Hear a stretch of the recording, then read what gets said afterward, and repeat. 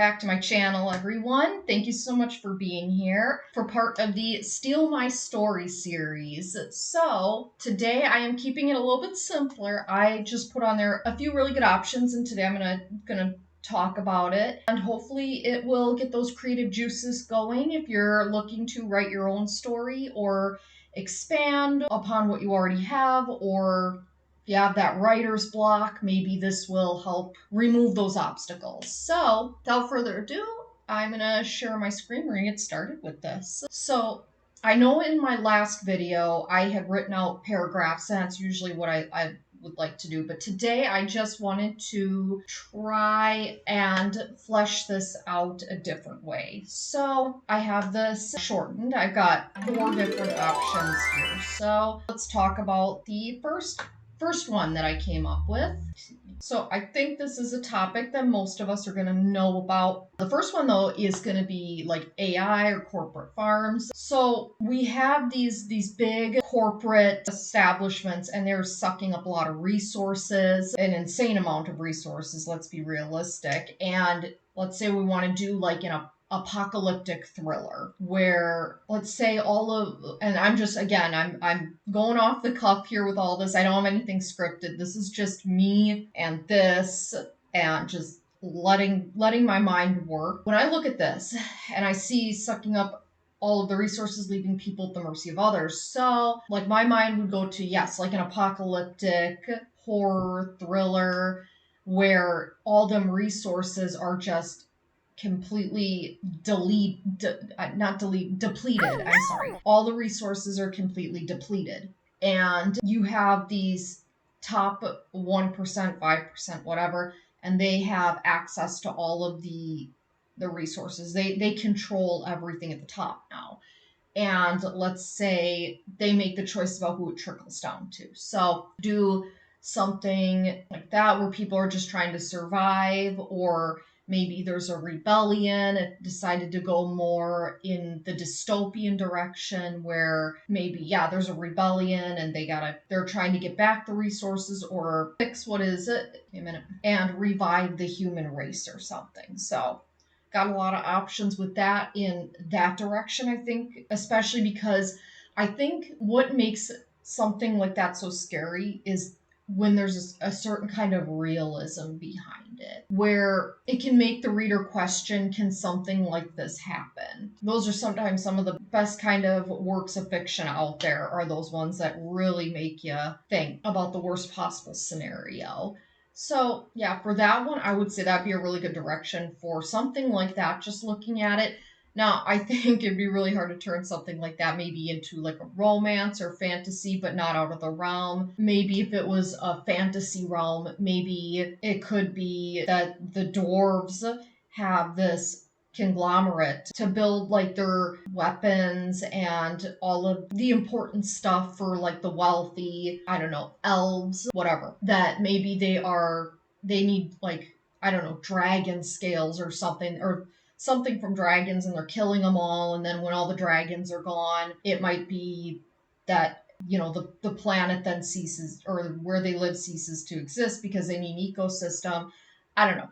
There's a lot of different directions that you can take or use for inspiration just off of even that line, I feel like. So yeah, let's move on to the next one. So, hoarding house with buried secrets. So this could definitely go in so many directions. And that is something that I don't really see a lot of, in, at least for me, with a lot of the books I've read, would be really diving into a hoarding house, because I just feel like a lot of them that I've read have been like, oh, they've got, you know, granite countertops and gold fixtures, and nothing wrong with that, but I've just seen that a lot. Now, a hoarding house, it could be any kind of direction. Maybe a family member passes away and you have the kids come and they're clearing out the house and they find a box like under a floor that tells this whole long love story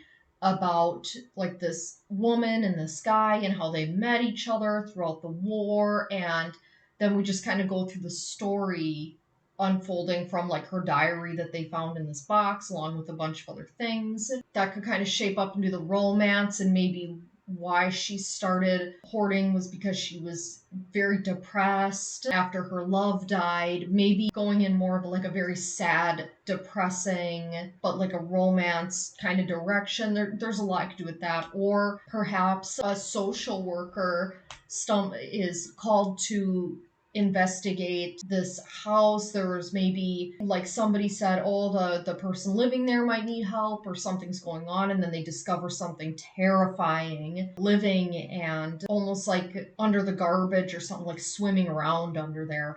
Oof, that'd be horrifying. Oh my gosh, especially like the middle of the night or something. So maybe something like that might be kind of a interest, or you do a lot with that as well. So here's another one that I put on here. I put father finds something interesting on the curb full of free stuff. So, oh, this could go so many directions as well. Maybe if wanted to do something like a comedy, maybe they find just something that maybe the father had from his childhood, maybe, or a hobby that he decided to pick up.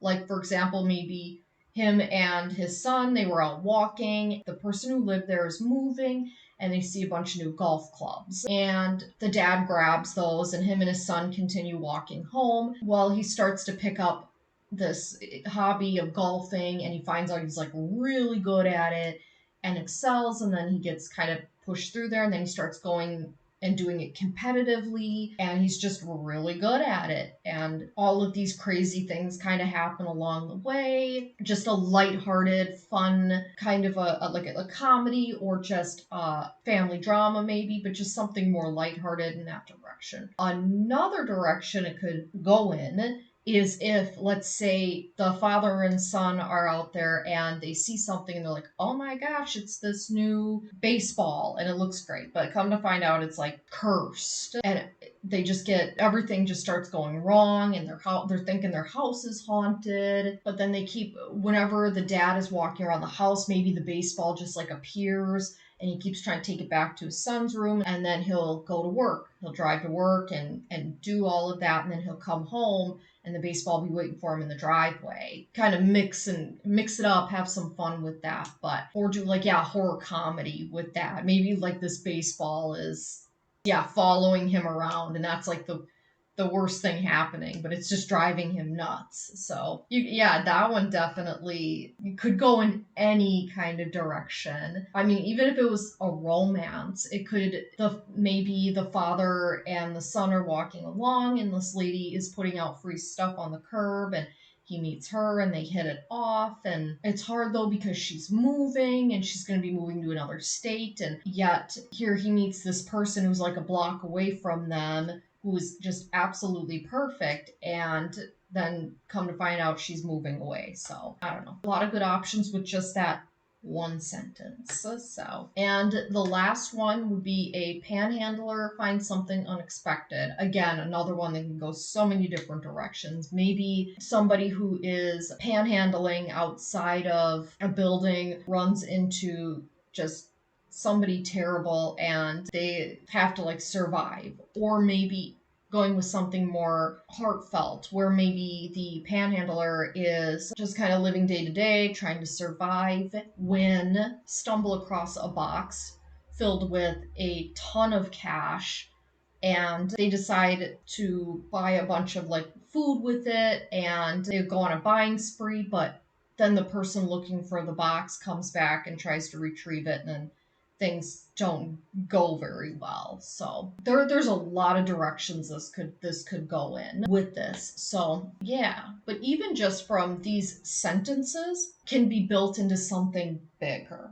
So sometimes when I have an idea, or I get that inspiration and I have my notebook, I will make sure to like just sometimes even just write a sentence down, and I'll leave the rest of that notebook page blank. And from there I'll kind of like expand upon it throughout the day, maybe that week or whenever it just keeps bugging me, and I'll just keep expanding. But sometimes I'll start with a sentence like this, or like any one of these four, and I'll just see if it sticks around or if I expand upon it. Or there was one book where I started writing like this, where I took just a sentence, I put it way on the top before anything else, and I put it way at the top up here. Oh, my mouse. Way at the top. And underneath it, I just started writing like the entire story. I think it's like 400 pages. It's insane. I gotta tweak it down. But I started that way and I just put that one sentence at the top and then I just started writing the book under it. And that's all I did. And it worked really well. So whether it's a paragraph or a sentence, I wanted to show that even with a sentence like these, it can still build into that bigger picture. It can still be expanded upon. But yeah, I do hope that this helped you in some way. I'm going to be doing a lot more videos with this, whether I'm doing it with a full paragraph or a sentence. And if you have anything that you would like to share as well, maybe an inspiration or your story. But without further ado, thank you so much for watching this video. I'm going to cut it here, and I will see you all in the next video. Bye for now.